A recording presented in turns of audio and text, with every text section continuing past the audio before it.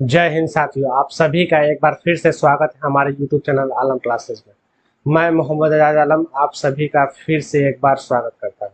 चलिए तो देर न करते हुए वीडियो को स्टार्ट करते हैं। सबसे पहले हम देख लेते हैं कि हमने प्रीवियस में क्या पढ़ा।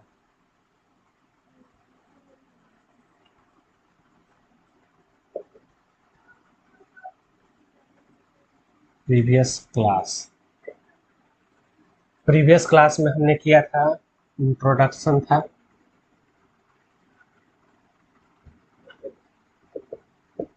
Introduction of syllabus and some series problem, but उसमें मैंने कुछ क्वेश्चन छोड़ दिए थे। मैंने केवल 3 ही क्वेश्चन कराए थे, उसमें और भी टाइप है, मैं उनको भी दर्शाता हूँ। और इसके लिए जो फॉर्मूला है जो मैंने कहा था कि आपको बता दूंगा, कल नहीं बता पाया था, इसलिए पहले आज हम उसको कवर कर लेते हैं। उसके बाद फिर हम आज हमारा जो टॉपिक है वह हमारा यूनिट डिजिट कॉन्सेप्ट का टॉपिक है, तो आज हम उसको क्लियर करेंगे। तो सीरीज प्रॉब्लम में आज हम देखेंगे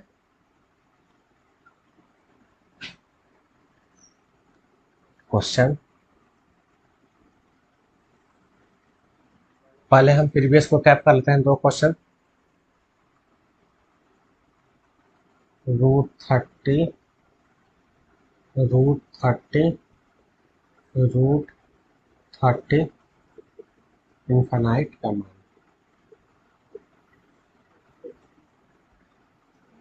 option A 5, B 6, C 3, D 30। जैसा कि हमने कल पढ़ा था कि हम सबसे पहले अगर इसमें देखेंगे कि 2 कंजुकेटिव नंबर, इसमें तो 30 का कंजुकेटिव नंबर हो जाता है 6 × 5, 6 × 5 = 30। तो इसमें हम देखेंगे कि यहाँ प्लस का आइकन है, इसलिए हमारा ये जो बड़ा डिजिट है यही हमारा आंसर हो जाएगा। यहाँ पे हमारा हो जाएगा बी आंसर, जो कि हमने पिछला बार पढ़ा था। और एक और दूसरा माइनस वाला था, वो भी हम देख लेते हैं।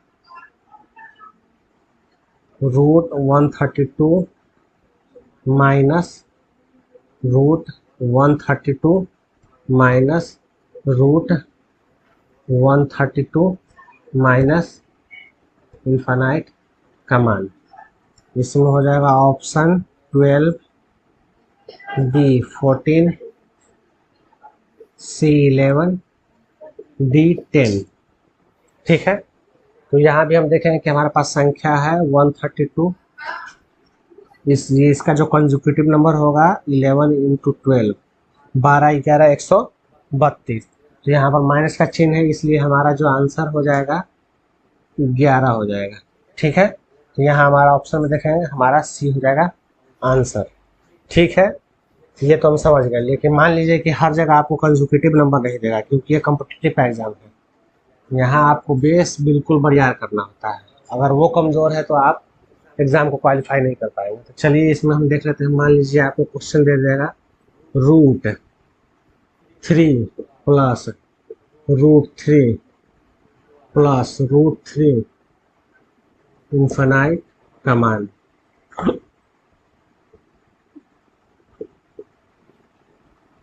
चलिए इसको हम ऑप्शन नहीं देते हैं, क्योंकि मैंने क्वेश्चन नोट नहीं किया था। इसको हल करने के लिए तो हमारे पास देखिए फॉर्मूला होता है।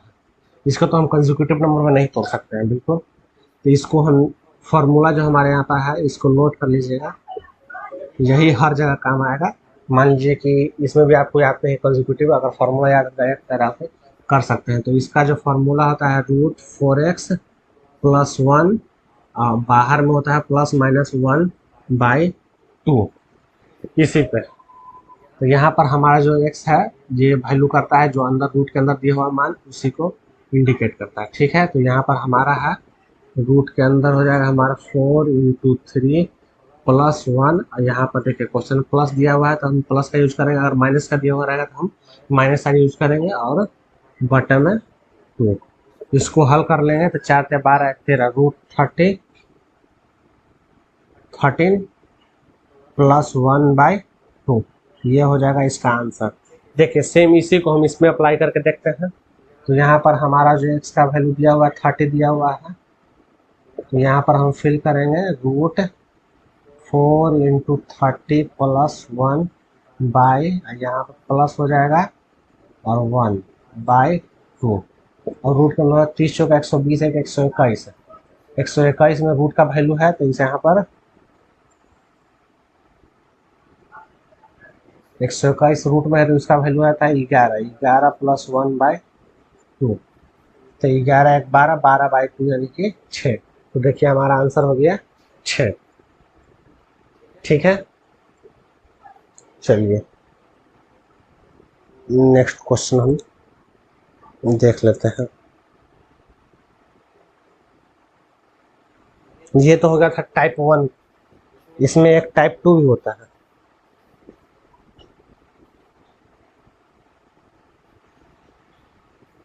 इसको हम मिटा लेते हैं।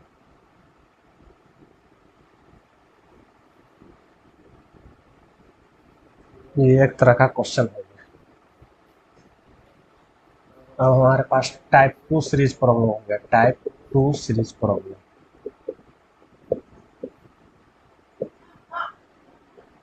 ठीक है, यहाँ पर दिया हुआ है हमारा क्वेश्चन हो जाएगा √3 इन्फानाइट का मान। यहाँ हमें ऑप्शन दे देगा 9, बी √3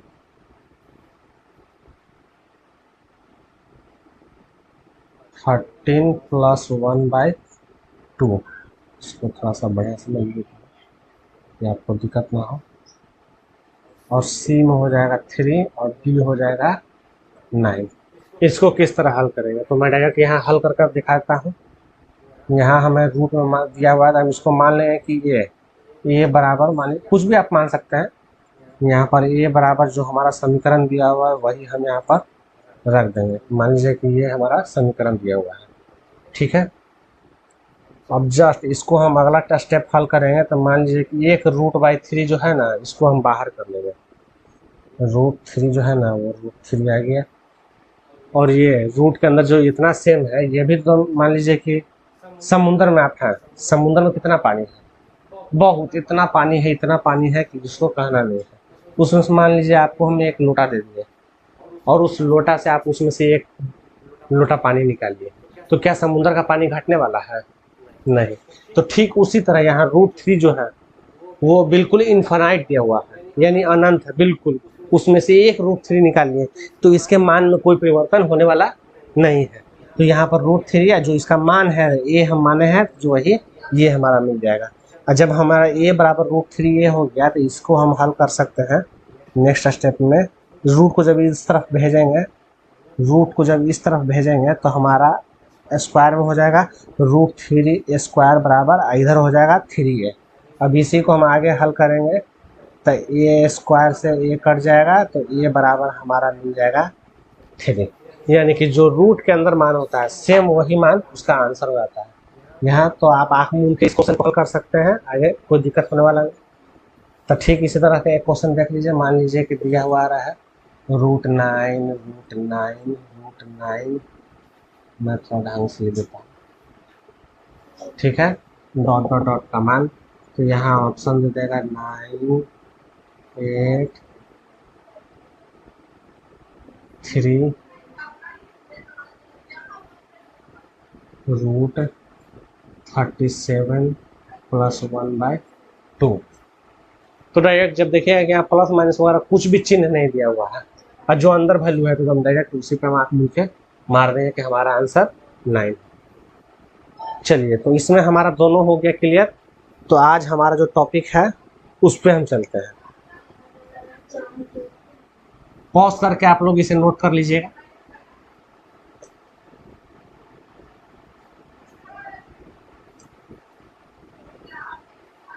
चलिए, तो आज हम पढ़ेंगे यूनिट,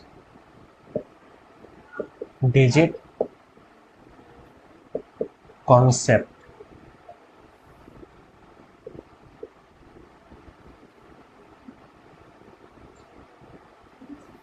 यूनिट डिजिट कॉन्सेप्ट, ठीक है। तो यूनिट डिजिट माने कि इकाई का अंक।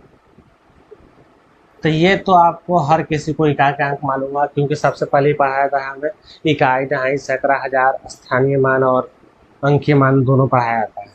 तो सेम यहाँ पे मान लीजिए हमारे पास कोई संख्या दिया गया है 2 3 5 4, ये हमें संख्या दिया हुआ है। तो इसको तो हम बिल्कुल आसानी से बता देंगे, पूछेगा इसका इकाई का अंक क्या है, तो आप आंख मूंद के बता दीजिएगा, देखिएगा ऐसे ऐसे आंख मूंद के कर दीजिएगा, अरे इसका आंसर तो इकाई का अंक यूनिट डिजिट हो जाएगा 4 हो जाएगा इसका, ठीक है। लेकिन जब आपको इसी को घेर कर आपको ऊपर कुछ पावर दे देगा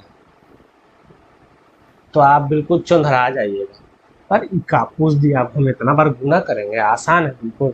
आपको 2 बार कहा था, 2 बार तो आप गुना कर लेते हैं, लेकिन इसको तो इसी को हल करने के लिए यूनिट कॉन्सेप्ट को समझना है। यानी कि मान लीजिए कोई संख्या पी क्यू आर दिया हुआ रहा, उसका पावर दिया रहा,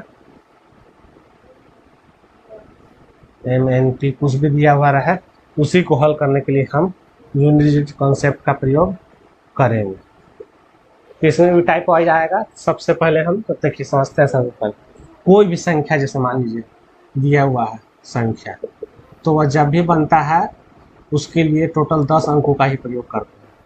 संख्या जो बनता है वो अंक से बनता है, और टोटल जो हमारे पास अंक है 0 1 2 3 4 5 6 7 8, हमको यहाँ से लेके लिखे ना, हम लिख ही देते हैं, इतना क्या बताना, ठीक है। इन्हीं अंकों से बनता है, तो हम इन्हीं अंकों पर एक स्पेशल बना दिया गया है कि ये संख्या रहेगा तो इसका पावर जब ये रहेगा तो ये कर देगा, इसी को हम यूनिट कॉन्सेप्ट कहते हैं, ठीक है। तो ये देखिए इन्हीं संख्या से बनता है।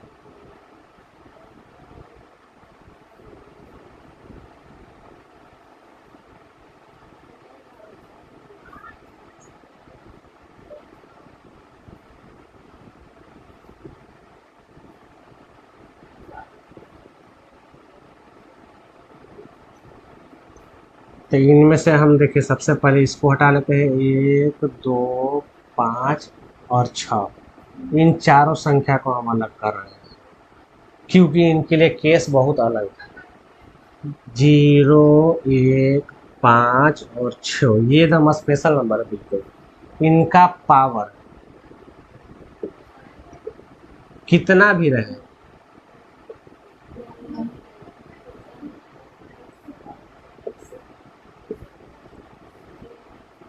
इकाई का अंक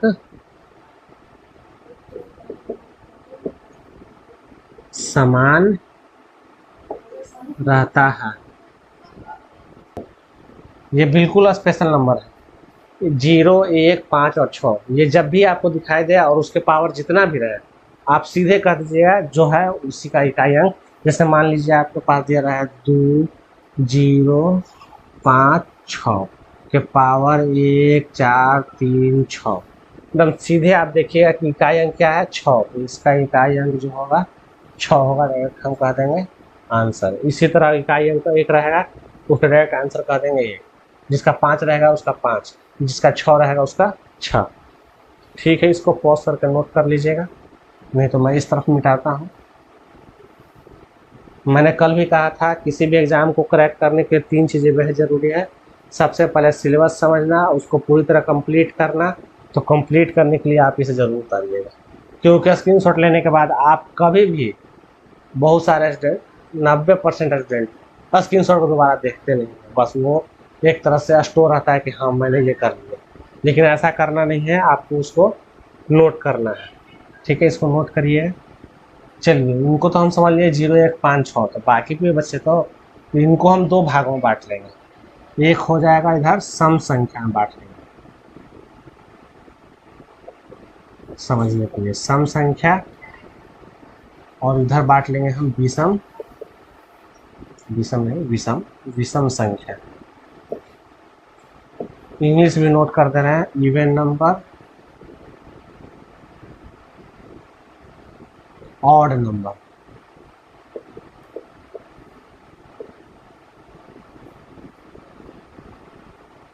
इवन नंबर में हमारा हो जाएगा 2, 4, 6, 8।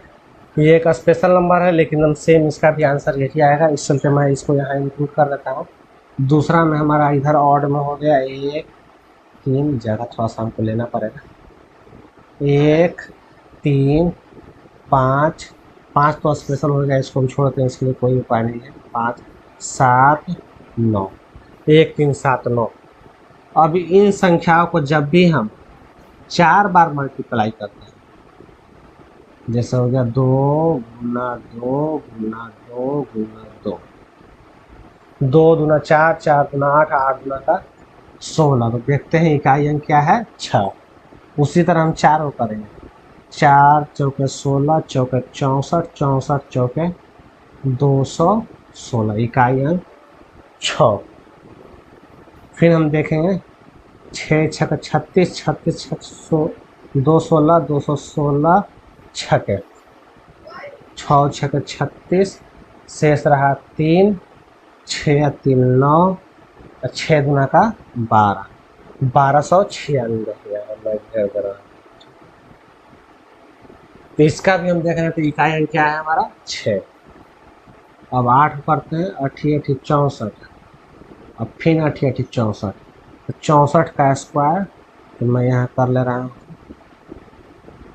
हासिल 1, 6 6 24, 24 दुनिया 48, 48 1 49 9, 4 6 7 40, 4096 इसका हो जाएगा। ठीक है, तो इसमें भी हम देखेंगे कि इकाई अंक क्या है हमारा, 0। तो एक बात हम समझ लिए कि कोई भी इकाई का अंक, इकाई अंक सम संख्या है और पावर 4 का गुणज है, तो इकाई अंक सदैव 6 होगा। मैं बोल दे रहा हूँ, आपको लॉग भी रहा होगा शायद साफ साफ। ठीक है, इसका हो गया। अब इसी तरह हम ऑड में देखेंगे, 1 इंटू 1 इंटू 1 इंटू 1। जब इसको भी 4 बार मल्टीप्लाई करेंगे तो देखिए हमारा इकाई का अंक 1 आया। इसी तरह 3 तिया 9, 9 तिया 27, 27 तिया 81। तो यहाँ भी हम देखेंगे तो हमारा इकाई अंक क्या रहा है, 1। जब हम 7 7 49 और 49 का स्क्वायर, 49 का स्क्वायर में यहाँ कर ले रहा हूँ, 9 9 81, 81 की 1 80 रहा 8, 9 6 36, 36 में 72, 8 80, 8 4 16, अब 8 24, इसका हो जाएगा 2401। यहाँ भी हम देखेंगे इसका इकाई अंक 1 ही है। उसी तरह हम 9 को कर लेंगे, 9 इंटू 9 इंटू 9 इंटू 9, 81 का स्क्वायर, 81 81 81 का स्क्वायर, 1 8 दूनी 16 की 6, 1 8 8 64 है 65, 6561। इसका भी हम देखेंगे तो इकाई अंक हमारे पास 1 ही आ रहा है। तो इससे हमें साफ हो गया कि अगर ऑड नंबर रहे, ऑड नंबर और उसका पावर 4 से विभाज्य हो तो इकाई का अंक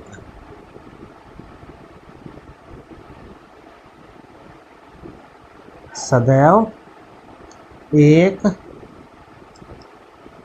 होगा। ठीक है,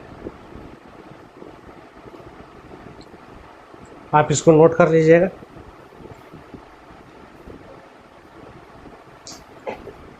अब इस तरफ हम निकाल लेते हैं, नोट कर लिए होंगे आप लोग।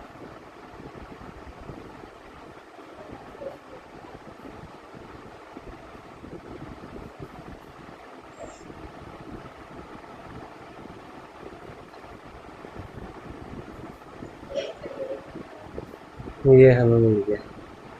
ठीक है, तो हम यहाँ देख रहे हैं कि 4 का गुणा या 4 से विभाज्य, तो हम 4 से विभाज्य के नियम को भी समझ लेते हैं, क्योंकि हमें संख्या बहुत मिल सकता है। तो 4 से विभाज्य के नियम यानी कि डिविजिबिलिटी रूल।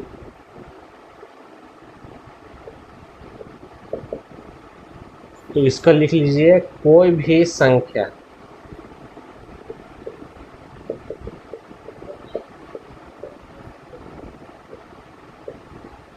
जिसकी इकाई और दहाई से बने संख्या 4 से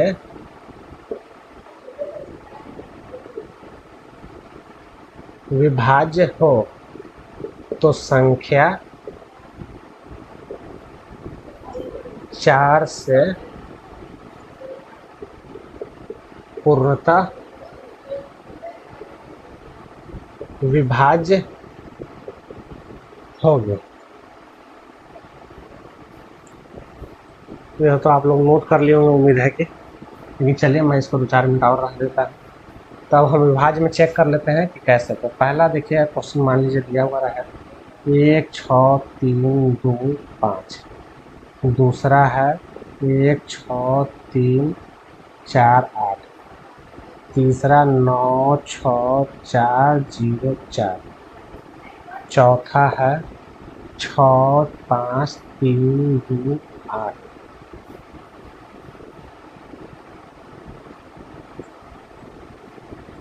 पांचवा है 3 9 7 6 6। सातवां है 9 6 5 4 9। तो इनका डिविजिबल रूल चेक करेंगे। सबसे पहले हम देखेंगे इकाई और दहाई अंश से बनी संख्या। तो हमारे पास जो संख्या है वह है 25। तो हम 4 से जब इसमें भाग देंगे तो हमारा शेषफल बच जाएगा, यानी पूर्णतः विभाजित नहीं। ये हमारा पूर्णतः विभाजित नहीं है। अब इसमें हम देखेंगे तो इकाई और दहाई से बनी संख्या 48। तो 48 से 4 से विभाज्य है, इसलिए यह पूर्ण संख्या 4 से विभाज्य होगी। सेम चीज़ हम चेक करेंगे तो इकाई और दहाई से केवल संख्या बना है 4, जो कि 4 से विभाज्य, इसलिए पूर्ण संख्या भी 4 से विभाज्य होगी। अब यहाँ हम चेक कर लेंगे, यहाँ पे हमें लास्ट बनी संख्या है 28। तो ये भी 4 से विभाज्य, इसलिए पूर्ण संख्या 4 से विभाज्य होगी। यहाँ पर हमारा बन रहा है इकाई और दहाई संख्या 66, जो कि 4 से पूर्णतः विभाज्य नहीं होगा, इसलिए यह संख्या विभाज्य नहीं होगी 4 से। अब यहाँ हम देख लेंगे कि हमारा लास्ट है 49 49। 49 भी 4 से विभाज्य नहीं है, शेषफल 1 बच जा रहा है, इसलिए यह भी 4 से विभाज्य नहीं।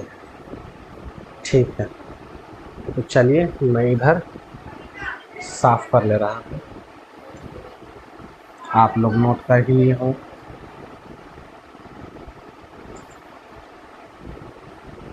इस पर 2-4 क्वेश्चन मैं बता दूंगा, इसलिए मैं एक अलग से ही क्लास रखूंगा आप लोगों की। वो क्लास रिकॉर्डेड होगी कंप्यूटर के थ्रू, जिसमें फेस वगैरह नहीं रहेगा, मैं केवल कलम से ही समझा दूंगा। ठीक है, तो हम 4 से विभाज्य के नियम समझ गए। इसमें तो आप सभी किसी को भी दिक्कत नहीं हो रहा होगा। मैं थोड़ा पढ़ाने का स्पीड अधिक रख रहा हूँ, क्योंकि मैं थोड़ा वीडियो कम साइज का रखना चाह रहा हूँ। ठीक है, इसलिए आप लोग रोक रोक के अपना चला लीजिएगा, अगर स्लो करिएगा तो। लेकिन कंपटीशन के एग्ज़ाम में आए हैं तो आपको तो स्पीड रखनी, क्योंकि वहाँ आपके मात्र 90 सेकेंड में 90 मिनट में 100 क्वेश्चन हल करने रहते हैं। चलिए, तो ठीक है, यहाँ हमने कर लिया है, डिविजिबिलिटी चेक कर लिया। अब हम क्वेश्चन पढ़े, 2 चीज़ समझ गए, यानी कि समरी एक बना दे रहा हूँ। ठीक है, मैं समरी बना ही दे रहा हूँ एक जगह, आप बनाए चाहे ना बनाए। जब 0 1 5 और 6 रहे तो इसका इकाई अंक सदैव 6 होगा। ठीक है, यूनिक डिजिट। और जब सम रहे 2 4 8 8 पर 6 ही लिखना चाहिए था, 6 और 8, इसका भी इकाई अंक 6 रहेगा अगर पावर 4 से विभाज्य। यहाँ पर सवाल आ रहा है, अगर मान लीजिए 4 से विभाज्य ना हो तो क्या करना है? तो अगर 4 से विभाज्य ना हो, जैसे कि मैं एग्जाम्पल ही दे रहा हूँ, 9 6 5 6 8, पावर हो गया 1 2 3 4। तो इसका हम ये क्वेश्चन हमारा आएगा, ठीक है। तो इसको हम किस तरह हल करेंगे कि यूनिट क्या है का यूनिट डिजिट, मैं समझा ही दे रहा हूँ, पहले क्वेश्चन फिर देख लेंगे। तो यहाँ पे हम चेक करेंगे कि पावर क्या भाग लग रहा है 4 से पूरा पूरा, तो हमारे पास है 34। तो 34 को हम जब डिवीजन देंगे तो हमारे पास शेषफल 2 बच जाएगा, 4 8 है 32, शेषफल हमारा 2 बच जाएगा। तो जो 2 बचा वही जो लास्ट डिजिट रहेगा उसको हम 2 बार कर लेंगे तो हमारा आंसर आ जाएगा। तो हमारे पास मिल जाएगा यहाँ पर 8 के 32 बच जाएगा 2, तो 8 का पावर 2 हो जाएगी, 8 64, इकाई अंक हो जाएगा हमारा 4 आंसर। समझ रहे होंगे आप सभी, क्लियर होगा आपको। यही हमारे पास रहता है सेम क्वेश्चन 9 6 5 8 4 और 1 2 3 2, ये हमारा 4 से पूर्णतः विभाज्य है, इसलिए जो हमारा यूनिट डिजिट 8 है इसका वैल्यू 6 होता है, ठीक है। यह होगा सम संख्या पावर 4 से विभाज्य है, इसलिए इसका इकाई अंक 6 होगा। अगर जो शेषफल बचेगा तो वही शेषफल आपको मात्र गुना कर लेना है। मान लीजिए अगर शेषफल 1 आ रहा तो 8 के पावर 1 यानी कि 8 हो जाता, 8 के पावर 2 है तो 8 64, 4 इकाई अंक 4 हो जाएगा आंसर। अगर 3 रहता तो इसको एक बार और गुना करते हैं, 64 गुने 8, तो उसका आंसर हो जाता है इकाई अंक 2, ठीक है। यानी कि जो भाग देने के बाद जो शेषफल बचे उसी को हम बस खाली पावर को गुना कर देंगे, हमारा आंसर आ जाएगा। चलिए 2-3 क्वेश्चन टाइप हम देख लेते हैं, टाइप वाइज हम क्लियर करते हैं। मैं हट जा रहा हूँ इधर, आप नोट कर लीजिए।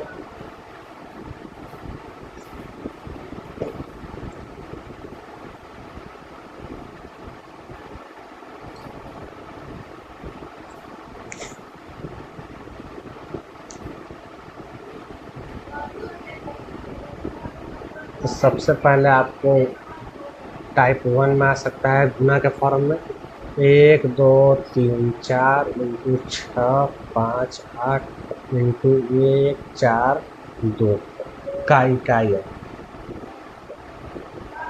तो गुना में इकाई का अंक ज्ञात करने के लिए केवल हमें दी गई संख्या के इकाई अंकों को गुना करना होता है। तो यहाँ पर इकाई का अंक 4 है, इसमें हमारा 8 है और इसमें हमारा 2 है। तो स्टेप वाइज हम इसको क्लियर करेंगे, 4 8 32 और फिर हो गया 2, तो फिर यहाँ हमारा इकाई अंक 2 है तो इसको नेक्स्ट में हम गुना करेंगे 2 इंटू 2 यानी कि 4, यानी कि इसका इकाई का अंक 4 हो जाएगा हमारा आंसर। ये होगा टाइप 1। टाइप 2 में हमारा हो जाएगा पावर के रूप में आएगा 2 3 4 5, तो पावर 9 6 0 0। तो हम यहाँ पर सीधे देखेंगे कि हमारा इकाई का अंक क्या है 5, इसके पावर कुछ भी रहे तो हम सीधे कह देंगे कि इसका आंसर जो हो जाएगा इकाई का अंक 5 हो जाएगा, बिल्कुल ठीक है। इसमें टाइप 3 में हम देख लेंगे,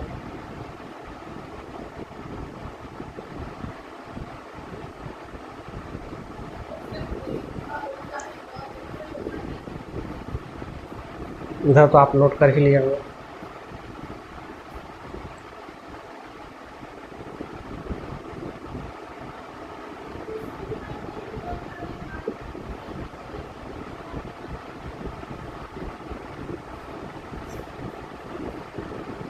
तो इसको हल करने के लिए हम इसके लास्ट डिजिट को देखेंगे, 2 डिजिट पावर के। तो हमें ऊपर मिला है 4 जो कि 4 से डिविजिबल नहीं है। 4 से डिविजन करने के बाद हमें रिमाइंडर 1 बच रहा है।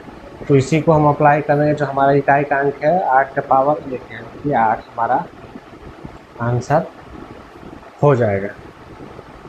ये हो गया दूसरा टाइप, 1 टाइप और 2 टाइप। इसमें भी आपको 2 तरीके का मैंने दिखा दिया है। क्वेश्चंस को हम अगले वीडियो में करेंगे। इसमें एक और टाइप है,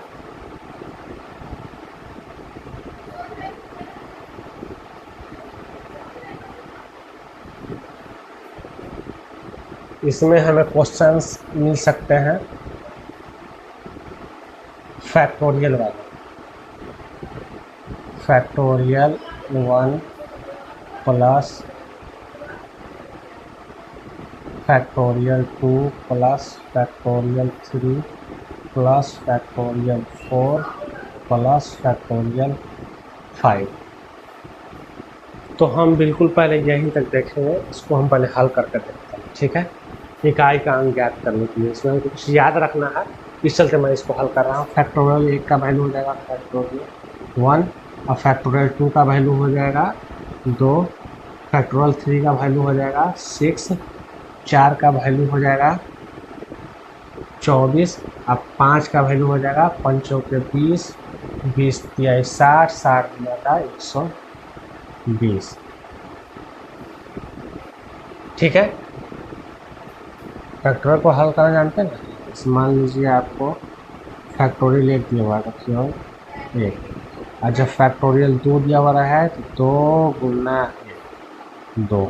इसी तरह फैक्टोरियल 3 इंटू 2 इंटू 1। इकाई तक हमको जो संख्या दिया उसे घटते हुए हमें लगातार क्रम में इकाई तक आना है। जो उसका गुना का वैल्यू आएगा वही फैक्टोरियल का वैल्यू, ठीक है। इसी तरह मान लीजिए 5 का फैक्टोरियल है तो 5 से घटते क्रम में हम लिखते जाएंगे और जो हमारा इसका वैल्यू आएगा वही हमारा फैक्टोरियल 5 और 20 है 7 में 120, यही हमने लिखा है। अब इसको हम जोड़ करेंगे टोटल, ठीक है। फैक्टोरियल का आपने समझ लिया है। 4 6 10 12 13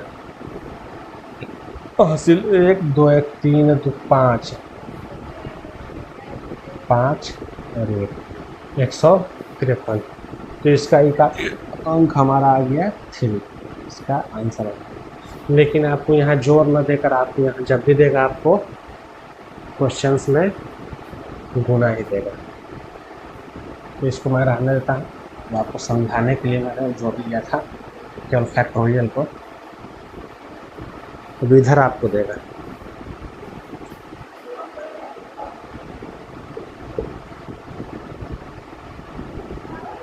factorial 1 into factorial 2 into factorial 3 into factorial 4 into factorial 5 का इकाई, ठीक है। डायरेक्ट में यहाँ यूनिट डिजिट, ठीक है। तो हमें मालूम है इसका आंसर निकालने के 1 का हो जाएगा 1 इंटू 2 इंटू 3 इंटू 4 इंटू 5।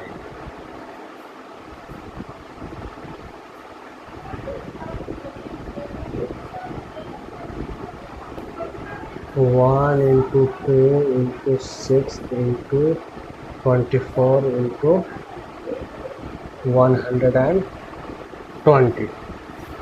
तो यहाँ पर हम देख रहे हैं कि इकाई अंक हमारा 0 है। अब 0 के साथ किसी भी संख्या को आप गुना करें तो हमेशा आपका इकाई का अंक क्या आएगा 0। यानी कि समझ गए कि जिसमें फैक्टोरियल 5 रहेगा और मल्टीप्लाई में रहेगा तो सीधे हम देख कर बता देंगे कि हमारा जो आंसर हो जाएगा वह 0 हो जाएगा।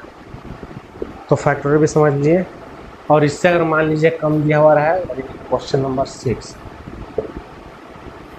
Factorial 1 into factorial 2 into factorial 3 into factorial 4। तो इसको तो हमें हल करना पड़ेगा। बिना हल करे आपको इसका आंसर मिलने वाला नहीं है। जब इसको हल करेंगे तो इसको भी हल करना आसान है। इकाई को हम अंक लेंगे 2 छक 12, 12 इंटू 24, फिर यहाँ पर इसको भी गुना हो गया, ठीक है। इसको भी हो गया, तो अब इकाई का अंक फिर करेंगे 2 इंटू 4, यानी कि हमारा 8 इकाई का अंक हो जाएगा।